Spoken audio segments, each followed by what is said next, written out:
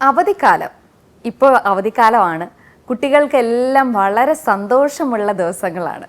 പക്ഷേ ഈ അവധിക്കാലം കുട്ടികൾ എത്രത്തോളം എൻജോയ് ചെയ്യുന്നുണ്ട് എന്നുള്ളത് നമ്മൾ മനസ്സിലാക്കേണ്ടതാണ്. നമുക്ക് സംസാരിക്കാം. ഇന്ന് നമ്മളോടൊപ്പം ഉള്ളത് CEO of ACUT multi speciality hospital Pattom colonel Rajeev Manali sir. So welcome to the show. Thank you sir. എനിക്ക് ചോദിക്കാനുള്ളത്, ഇന്ന് വളരെ ക്ലിനിക്കലായിട്ടുള്ളതോ അല്ലെങ്കിൽ ഡോക്ടേഴ്സിൻ്റെ കാര്യങ്ങളോ അങ്ങനെ ഒന്നുമല്ല, ഹോസ്പിറ്റലിൻ്റെ കാര്യമേ അല്ല, കുട്ടികൾക്ക് വേണ്ടി എന്തൊക്കെയാണ് നമുക്ക് ചെയ്യാൻ പറ്റുന്നത്? ഇതൊരു അവധിക്കാലമാണ്, പക്ഷെ ചൂട് കാലമാണ്. വളരെ ബുദ്ധിമുട്ടുന്നുണ്ട് നമ്മൾ, കുട്ടികൾ മാത്രമല്ല നമ്മളെല്ലാവരും ബുദ്ധിമുട്ടുന്ന ഒരു കാലാവസ്ഥയിലാണ് പോകുന്നത്. എന്നാലും എപ്പോഴും നമുക്കും കുട്ടിക്കാലം ഉണ്ടായിരുന്നു. നമ്മൾ ഒരുപാട് എൻജോയ് ചെയ്യാൻ കാത്തിരിക്കും ഒരു മാർച്ച് കഴിയാൻ വേണ്ടിയിട്ട്. അപ്പോൾ ഈ കൊച്ചു കുട്ടികളുടെ അവധിക്കാലം എങ്ങനെയാണ് അവർക്ക് പ്രയോജനപ്പെടുത്താൻ പറ്റുന്നത്?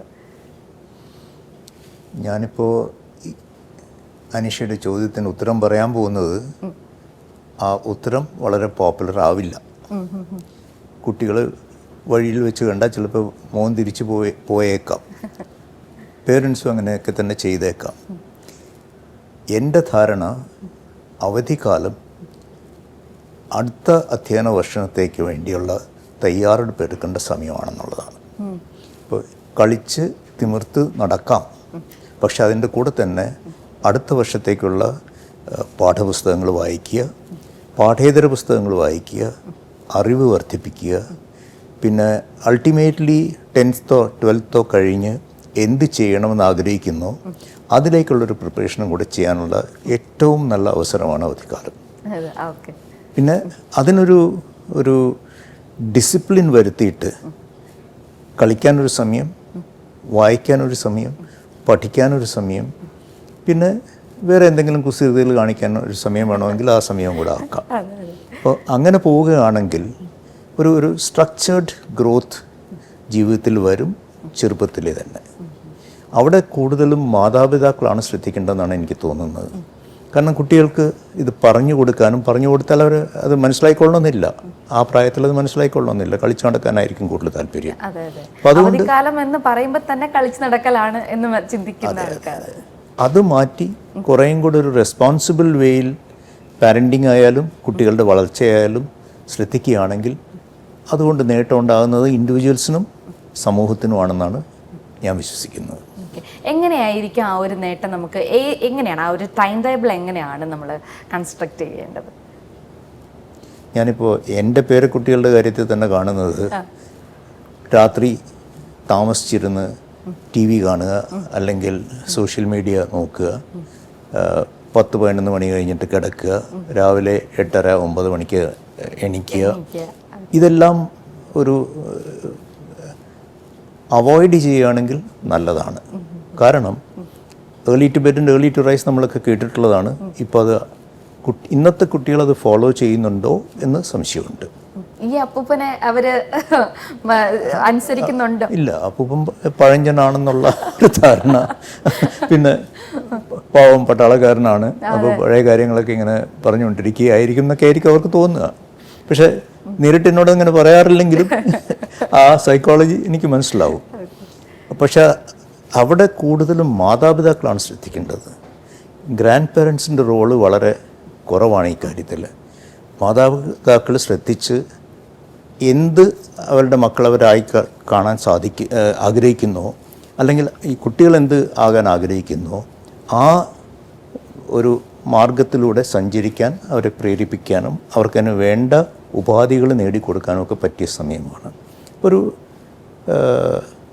എൻ്റെ നോട്ടത്തിൽ അതാ ഞാൻ നേരത്തെ പറഞ്ഞതിന് ഞാൻ കുട്ടികൾ ചിലപ്പോൾ എന്നെ വഴി കണ്ടാൽ പോകും. പേരൻസിന് ചിലപ്പോൾ ഇയാൾക്ക് വേറെ ജോലിയില്ലെന്ന് തോന്നുന്നുണ്ടാകാം. പഠിപ്പിക്കാതെ എൻ്റെ പുള്ളി വല്ല ഹെഡ് മാസ്റ്റർ ആകേണ്ടതായിരുന്നു എന്നൊക്കെ പറയാം. അതൊക്കെ ശരി തന്നെ. പക്ഷേ രാവിലെ എണീക്കണം എന്നുള്ളത്, രാവിലെ എണീക്കുന്നതുകൊണ്ടുള്ള ഗുണങ്ങൾ നമുക്കെല്ലാവർക്കും അറിയാം. ബ്രാഹ്മ മുഹൂർത്തമാണ് പഠിക്കാനും മനസ്സ് ശരിക്കും ശാന്തമാക്കാനും ഉപയോഗിക്കാനും ഒക്കെ പറ്റിയ സമയം. ഒരു രാവിലെ 5:30-ക്കോ 6 മണിക്കോ ഒക്കെ എണീക്കാൻ സാധിക്കുകയാണെങ്കിൽ, കുട്ടികളെ എണീപ്പിക്കാൻ സാധിക്കുകയാണെങ്കിൽ അതായിരിക്കും ഏറ്റവും ഉചിതം. പിന്നെ അടുത്ത് ഒരു അമ്പലമോ പള്ളിയോ അതുപോലെ ഒരു ആരാധനാലയങ്ങളോ ഉണ്ടെങ്കിൽ അവിടെ ഒന്ന് പോയി തൊഴാനും അത് കഴിഞ്ഞ് വന്നിരുന്ന് വല്ലതും വായിക്കാനും, ആ വായന ഒരു സ്ട്രക്ചേർഡ് രീതിയിലാക്കാൻ. ഒന്ന്, അടുത്ത വർഷത്തേക്കുള്ളത് പഠിക്കാൻ. രണ്ട്, ദീർഘകാല അടിസ്ഥാനത്തിൽ എന്താകാൻ ആഗ്രഹിക്കുന്നോ അതിനു വേണ്ടിയുള്ള തയ്യാറെടുപ്പ്. പിന്നെ കളിക്കേണ്ട സമയത്ത് വൈകുന്നേരം സമയങ്ങളിൽ കളിക്കുക. പിന്നെ അതുപോലെയുള്ള ഈ ഹോബീസ് ഡെവലപ്പ് ചെയ്യുക. ഇപ്പോൾ സ്വിമ്മിങ്, ഹോഴ്സ് റൈഡിങ് സാധിക്കുകയാണെങ്കിൽ അവിടെയുള്ള ഹോഴ്സ് റൈഡിങ്, ഇവിടെ ഇപ്പോൾ തിരുവനന്തപുരത്തൊക്കെ ഹോഴ്സ് റൈഡിങ് ഉണ്ടെന്നാണ് ഞാൻ മനസ്സിലാക്കുന്നത്. സ്വിമ്മിങ്, പല സ്വിമ്മിങ് പൂൾസും ഇവിടെ ഉണ്ട്, അവിടെയൊക്കെ അയക്കാം.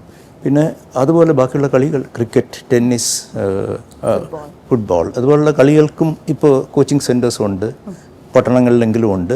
അപ്പോൾ അതൊക്കെ ഉപയോഗിച്ച് അവനവൻ്റെ കഴിവുകളും അവനവൻ്റെ വിദ്യാഭ്യാസത്തിലേക്കുള്ള മാർഗവും എല്ലാം ഒരു ശരിയാക്കിയെടുക്കാൻ പറ്റിയ സമയമാണ് അവധിക്കാലം. ഓക്കെ, ഈ അവധിക്കാലം വിനിയോഗിക്കുന്നതിൻ്റെ കാര്യങ്ങൾ പറഞ്ഞു. അപ്പോൾ നമ്മളിപ്പോൾ വീണ്ടും ഈ ഒരു അക്കാഡമിക് ഇയർ കഴിഞ്ഞിട്ടുള്ള ഒരു അവധിക്കാലമാണ് അവർക്ക് കിട്ടുന്നത്. അപ്പോൾ അവർ പുറത്തോട്ടൊന്ന് പോകാനോ എൻജോയ്മെൻറ്റ് ചെയ്യാനോ, അപ്പോൾ ഇതൊന്നും അല്ലാത്ത രീതിയിൽ അവരൊരു ടൈം ടേബിളിലേക്ക് കൊണ്ടുവരുമ്പോൾ അത് എത്രത്തോളം സാധ്യമാവുമെന്നാണ് സാറ് പറയുന്നത്? അത് പ്രശ്നമാണ്, അതിൽ പ്രശ്നമില്ല എന്ന് ഞാൻ പറയുന്നില്ല.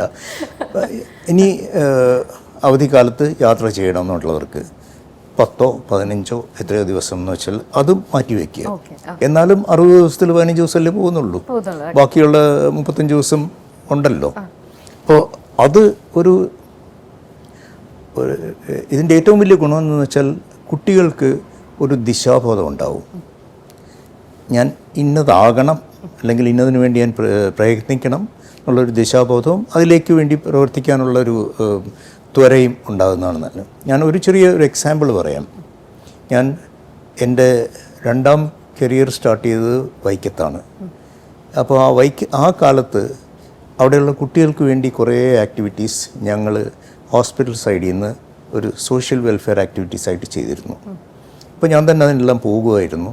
അപ്പോൾ കുട്ടികളെ ഇതുപോലെ പറഞ്ഞു കൊടുക്കാനുള്ള സെഷൻസ് ഞങ്ങൾ ചെയ്തിരുന്നു. അപ്പോൾ എന്നെ അതിശയിപ്പിച്ചൊരു കാര്യം, ആ നാട്ടിൻപുറത്ത്, ചെമ്മനാഗിരി എന്ന് പറഞ്ഞൊരു നാട്ടിൻപുറത്തെ കാര്യമാണ് ഞാൻ പറയുന്നത്. അവിടെ ഓണങ്കര, ശരിക്കും ഒരു ഓണങ്കര മൂലയാണ്. അവിടുത്തെ ഒരു കുട്ടി ഞാൻ എന്താകണം എന്ന് ആഗ്രഹം എന്ന് ചോദിച്ചു പറഞ്ഞ് എനിക്ക് സ്പേസ് സയൻറ്റിസ്റ്റ് ആകണം, സ്പേസിൽ പോകണമെന്നല്ല, സ്പേസ് സയൻറ്റിസ്റ്റ് ആകണം. ഞാൻ പറഞ്ഞു ഇതിനെക്കുറിച്ച് എന്തറിയാം ചോദിച്ച്. എനിക്ക് കുറച്ച് സങ്കോചം ഉണ്ടാക്കുന്ന രീതിയിലായിരുന്നു കുട്ടിയുടെ ആൻസർ. ആ സ്പേസ് സയൻറ്റിസ്റ്റ് ആകാൻ വേണ്ട എന്തൊക്കെ ചെയ്യണം എന്നുള്ളത് ആ കുട്ടിക്ക് വളരെ കൃത്യമായ ബോധ്യമുണ്ടായിരുന്നു. അപ്പോൾ എന്ത് വായിക്കണം, എന്ത് അറിയണം, എവിടെ പഠിക്കണം എന്നൊക്കെയുള്ള ഒരു 11 വയസ്സ് 12 വയസ്സുള്ള കുട്ടിയാണ്. അപ്പോൾ ഇത് എവിടുന്ന് അന്ന് ഈ നമ്മുടെ ഗൂഗിളിൽ നിന്ന് ഇത്രയും പോപ്പുലർ ആയിട്ടില്ല. ചോദിച്ചു പറഞ്ഞു, സാർ ഞാനത് സെർച്ച് ചെയ്ത് പുസ്തകങ്ങൾ വായിച്ച് മനസ്സിലാക്കിയതാണ്. പാരൻസ് പറഞ്ഞു കൊടുത്തിട്ടല്ല, സ്വന്തം ഇതിനു വേണ്ടി. ഇതിപ്പോൾ 13-14 കൊല്ലം മുമ്പുള്ള കാര്യമാണ് ഞാൻ പറയുന്നത്. ആ കുട്ടി തീർച്ചയായിട്ടും എനിക്ക് ഉത്തമ ബോധ്യമുണ്ട് ഒരു സ്പേസ് സയൻറ്റിസ്റ്റ് ആയിട്ടുണ്ടാകാം, അല്ലെങ്കിൽ അതാകാനുള്ള വഴിയിലായിരിക്കാം എന്ന് തോന്നുന്നു. അപ്പം അത്ര ഉറച്ച ദിശാബോധവും ഇന്നതാകണം എന്നുള്ള കാര്യത്തിൽ യാതൊരു സംശയമില്ലാത്തൊരു കുട്ടിയെ അന്ന് ഞാൻ കണ്ടത്. അപ്പോൾ അത് എവിടെയാണ്, എങ്ങനെയാണ്, ബാക്ക്ഗ്രൗണ്ടും അത്ര നല്ല ബാക്ക്ഗ്രൗണ്ടാണെന്ന് എനിക്ക് തോന്നുന്നില്ല. പക്ഷേ അതെല്ലാം അതിജീവിച്ചുകൊണ്ട് ആ കുട്ടി ഞാൻ ഇന്നതാകണം, ഇന്നതാകും, ഇന്ന വിധത്തിൽ ഞാൻ മുന്നോട്ട് പോകുമെന്ന് പറഞ്ഞു കേട്ടപ്പോൾ ആക്ച്വലി ഞാൻ ശരിക്കും കോരിത്തിരിച്ചുപോയി. അപ്പോൾ അങ്ങനെ എല്ലാ കുട്ടികളും ആ ഒരു ലെവലിലേക്ക് വരണം എന്ന് തന്നെ ആയിരിക്കും. തീർച്ചയായിട്ടും അതിനാണ് ഞാൻ പറഞ്ഞ പാരൻസിനും അധ്യാപകർക്കും ഒരു വലിയ റോളുണ്ട്. ഇപ്പോൾ അധ്യാപകർ അവസാനത്തെ ദിവസം പോയി നീ കളിച്ചോളൂ ഇഷ്ടംമാരി എന്ന് പറഞ്ഞ് വിടുന്നതിന് പകരം കളിച്ചോളൂ, കൂട്ടത്തിൽ അടുത്ത വർഷത്തേക്കും കൂടെ പഠിക്കണം എന്ന് പറഞ്ഞ് വിടുകയാണെങ്കിൽ അതിനൊരു ഇമ്പാക്റ്റ് ഉണ്ടാവും. പിന്നെ പാരൻസിൻ്റെയാണ് ഏറ്റവും വലിയത് ആ ദിശാബോധം ഉണ്ടാക്കുന്ന കാര്യത്തിൽ. അവരെന്താകണമെന്ന് ചോദിക്കുക, അവരുടെ ആഗ്രഹത്തിന് വിട്ടുകൊടുത്തോളൂ. പക്ഷെ അതിനുവേണ്ടി പ്രിപ്പയർ ചെയ്യാനുള്ള ഒരു അവസരം അവർക്ക് ഉണ്ടാക്കി കൊടുക്കണം. നല്ലൊരു കാര്യമാണ്, നല്ലൊരു എന്താ പറയുക മെസ്സേജാണ് സത്യം പറഞ്ഞാൽ സാറ് നമുക്ക് വേണ്ടി തന്നത്. അതായത് ഈ അവധിക്കാലം എങ്ങനെ കുട്ടികൾക്ക് അത് നല്ല രീതിയിൽ വിനിയോഗിക്കാം എന്നതിനെക്കുറിച്ചായിരുന്നു സാർ നമ്മളോടൊപ്പം സംസാരിച്ചത്. എനിവേ ഇതുപോലെയുള്ള നല്ല നല്ല കണ്ടന്റുമായിട്ട് സാറ് വീണ്ടും എത്തുമെന്ന് തന്നെയാണ് നമ്മളെല്ലാവരും പ്രതീക്ഷിക്കുന്നത്. Thank you so much. Thank you.